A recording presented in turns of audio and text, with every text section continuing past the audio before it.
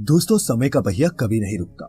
ये एक ऐसी पहेली है जिसे आज तक कोई भी सुलझा नहीं पाया। टाइम ट्रेवल और पैरेलल यूनिवर्स जैसी चीजों पर सीमित समझ रखने के बावजूद इतिहास में कुछ ऐसे लोग भी हुए हैं जिन्होंने इस पूरी समझ को ही गलत साबित किया है। तो आइए आज हम आपको मिलवाते हैं एक ऐसे शख्स से जो समय से 400 साल पहले ही जानता था कि कब हिटलर जर्मनी का नेता बनेगा और उसकी मौत कब होगी। 16वीं सदी में ही वह इंसान इस दुनिया को बता चुका था कि कब और क्यों रूस 1 दर्जन से भी ज्यादा टुकड़ों में बंट जाएगा। भारत की आजादी से लेकर मोदी के उदय तक की भविष्यवाणी ये इंसान 400 साल पहले ही कर चुका था। दोस्तों, अगर आप अभी तक गेस नहीं कर पाए हैं तो आपको बता दें, हम बात कर रहे हैं the great astrologer Michel de Nostradamus की। आप में से कुछ ने नॉस्ट्राडामस का नाम जरूर सुना होगा। फ्रांस के इस महान ज्योतिषी ने 16वीं सदी में ही कुछ ऐसी भविष्यवाणियां की थी जिन्हें दुनिया अब तक सच होता देखती आई है। जानेंगे नॉस्ट्राडामस के जीवन से जुड़े कुछ तथ्य और डालेंगे एक नजर उनकी की हुई भविष्यवाणियों पर। नमस्कार और स्वागत है आपका द मिस्टिका लैंड पर एक बार फिर।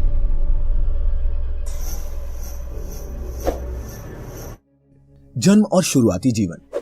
नॉस्ट्राडामस का जन्म दिसंबर 1503 में फ्रांस के सेंट रेमी प्रांत में हुआ था। एक कैथोलिक परिवार में जन्मे नॉस्ट्राडामस अपने माता पिता की 9 संतानों में से एक थे। नॉस्ट्राडामस की शुरुआती पढ़ाई घर पर ही उनके परनाना जीन डी की देखरेख में हुई। शुरुआती पढ़ाई घर पर ही करने के बाद नॉस्ट्राडामस 14 साल की उम्र में आगे पढ़ाई करने यूनिवर्सिटी गए, लेकिन तब यूरोप में प्लेग की महामारी फैली हुई थी, जिसके चलते जिस यूनिवर्सिटी में वो पढ़ने गए थे वो बंद हो गई। फिर नॉस्ट्राडामस फ्रांस की यात्रा पर निकल गए। यहाँ उन्होंने जड़ी बूटियों और औषधि विज्ञान का ज्ञान अर्जित किया। इसके बाद उन्होंने साल 1529 में फिर से मॉन्टपेलियर विश्वविद्यालय में दाखिला लिया, पर 1 साल बाद ही नॉस्ट्राडामस को यहाँ से निकाल दिया गया। यहाँ से निकाले जाने के बाद नॉस्ट्राडामस का अगला पड़ाव एगन बना। यहाँ नॉस्ट्राडामस ने 1531 में हेनरिएट डिनकॉसे के साथ विवाह किया। हेनरिएट से उनकी 2 संतानें भी हुई, पर एक बार फिर दुर्भाग्य ने नॉस्ट्राडामस के दरवाजे पर दस्तक दी।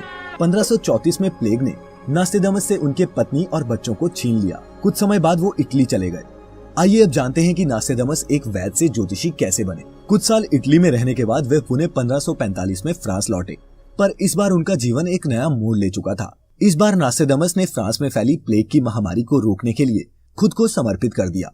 1545 में ही उन्होंने फिर से एनी पॉन्सरार्ड नाम की एक महिला से विवाह किया, जो आखिरी समय तक नॉस्ट्राडामस के साथ रही। अपने इटली प्रवास के दौरान ही नॉस्ट्राडामस ऐसे लोगों के संपर्क में आए जिन्होंने उन्हें तंत्र विद्या के शुरुआती पाठ पढ़ाए। वहाँ से फिर उनकी दिलचस्पी जड़ी बूटी विज्ञान से अलग भविष्य देखने के काम में बढ़ी। शुरुआत में तो नॉस्ट्राडामस ने मौसम का हाल और फसलों से जुड़ी हुई भविष्यवाणियां करके अपनी पहचान बनाई। वो लगातार भविष्यवाणियां करते रहते और उनमें से किसी न किसी के सच होने पर उनकी प्रसिद्धि पहले से और बढ़ जाती। इसके अलावा उनका भविष्यवाणी लिखने का अंदाज भी काफी जुदा था। उन दिनों नॉस्ट्राडामस की भविष्यवाणी के एक संग्रह को सेंचुरी कहा जाता था, जिसमें 100 छंद हुआ करते थे। हालांकि शुरुआत में नॉस्ट्राडामस पर शैतान का भूत और काला जादू करने वाला होने के आरोप लगे, पर जैसे जैसे उनकी भविष्यवाणियां सच होती गई वैसे वैसे लोग उनके मुरीद होते चले गए। उनके मुरीदों में एक नाम फ्रांस के सम्राट हेनरी द्वितीय की पत्नी कैथरीन का भी था। कैथरीन हमेशा शाही परिवार से जुड़े मसलों पर सलाह के लिए नॉस्ट्राडामस पर भरोसा करती थी। नॉस्ट्राडामस की प्रमुख भविष्यवाणियां। अपने आखिरी समय में नॉस्ट्राडामस ने अपनी भविष्यवाणियों के बारे में लिखा था, मेरी की हुई भविष्यवाणियां आज से 3000 वर्ष तक प्रभावी रहेंगी। हालांकि अभी लोगों को इनके सच साबित होने पर संदेह है, पर वक्त के साथ ये सभी सच जरूर साबित होंगी। और वास्तव में हुआ भी ऐसा ही। ढलते वक्त के साथ साथ नॉस्ट्राडामस की कई बातों को दुनिया ने हकीकत में बदलते हुए देखा। इनमें से कुछ प्रमुख भविष्यवाणियां इस प्रकार हैं। सबसे पहले है 9/11 का हमला। इस 21वीं सदी का सबसे बड़ा आतंकवादी हमला कहा जाने वाला 9/11 उन घटनाओं में से एक है जिसने दुनिया को दहला कर रख दिया। इस घटना के बारे में नॉस्ट्राडामस ने लिखा था, आसमान से न्यू सिटी पर आफत बरसेगी, जिसके बाद एक ऐसी जंग का आगाज होगा जिसमें हजारों लोग अपनी जान गंवाएंगे। विश्लेषकों की माने तो नॉस्ट्राडामस की ये भविष्यवाणी अमेरिका पर हुए 9/11 के हमले के संदर्भ में थी। इस हमले में हजारों लोगों को अपनी जान उस वक्त गंवानी पड़ी थी जब 2 बंधक बनाए गए जहाज मशहूर ट्विन टावर से टकराए थे, जिसके बाद अमेरिका ने आतंक के खिलाफ युद्ध छेड़ते हुए अफगानिस्तान पर हमला कर दिया था, जो अभी हाल के वक्त तक जारी है। इस लड़ाई में अब तक हजारों लोग अपनी जान गंवा चुके हैं। अपनी भविष्यवाणियों में नॉस्ट्राडामस अक्सर अमेरिका के लिए न्यू सिटी शब्द का इस्तेमाल किया करते थे। दूसरे नंबर पर है दूसरा विश्व युद्ध। दूसरे विश्व युद्ध के बारे में नॉस्ट्राडामस लिखते हैं, राइन और निचले डैन्यूब से निकलकर कुछ लोग आएंगे, जिसके बाद हर तरफ चीख पुकार फैल जाएगी। नास्टेडमस की इस भविष्यवाणी का सीधा संबंध दूसरे विश्व युद्ध से है, जिसमें जर्मन सेना ने युद्ध का आगाज करते हुए अपने पड़ोसी देशों पर हमला कर दिया था। 6 साल तक चले इस महायुद्ध में दुनिया भर के करीब 7 करोड़ लोगों ने अपनी जान गंवाई। इस भविष्यवाणी का एक अंश हिटलर के उदय से भी जुड़ता है। यहाँ ध्यान देने वाली बात ये भी है कि राइन नदी का संबंध जर्मनी से है, जिससे ये बात पता चलती है कि नास्टेडमस आने वाले वक्त को कितनी बारीकी से जानते थे। नंबर 3, हिटलर का उदय। हिटलर के उदय को नास्टेडमस ने वक्त से 400 साल पहले ही देख लिया था। हिटलर के बारे में नास्टेडमस लिखते हैं, एक गरीब परिवार का लड़का लोगों की आंखों का तारा बन जाएगा। उसकी ख्याति इतनी होगी कि पूर्व भी उसके सम्मान में झुकेगा। जब उसके लोग नदी पार करेंगे तो लोहे का पिंजरा लोगों से भर जाएगा। जर्मनी का ये राजकुमार किसी कानून को नहीं मानेगा। इतिहास गवाह है कि जब साल 1933 में हिटलर जर्मनी की गद्दी पर काबिज हुआ, उसके बाद ही दुनिया में उसकी ख्याति फैलने लगी। इसके बाद साल 1939 में जब हिटलर की सेना ने जंग का बिगुल फूंका तो पूरे यूरोप में लाशों के अंबार लग गए, और जिस तरह लाखों की संख्या में यहूदियों को जर्मनी में कैद कर उन्हें मौत के घाट उतारा गया, उसने नास्टेडमस की लिखी हर एक बात को सच साबित किया। नंबर 4, हिरोशिमा पर परमाणु बम धमाका। इस घटना की रूपरेखा खींचते हुए नास्टेडमस ने 16वीं सदी में ही कह दिया था, 2 विशाल लपटें उठेंगी और दुनिया ऐसी त्रासदी देखेगी जैसी उसने पहले कभी नहीं देखी होगी। हर तरफ भूख, अकाल और बीमारियों का साम्राज्य होगा। इस भविष्यवाणी का एक एक शब्द हिरोशिमा और नागासाकी में हुई त्रासदी का बहुत सटीक चित्रण है। साल 1945 के अगस्त महीने में फेंके गए इन दोनों बमों ने करीब 2 लाख लोगों की जिंदगियों को खत्म कर दिया, और इसके बाद ही दूसरा विश्व युद्ध आधिकारिक तौर पर खत्म हुआ जब जापान ने अमेरिका के आगे आत्मसमर्पण कर दिया।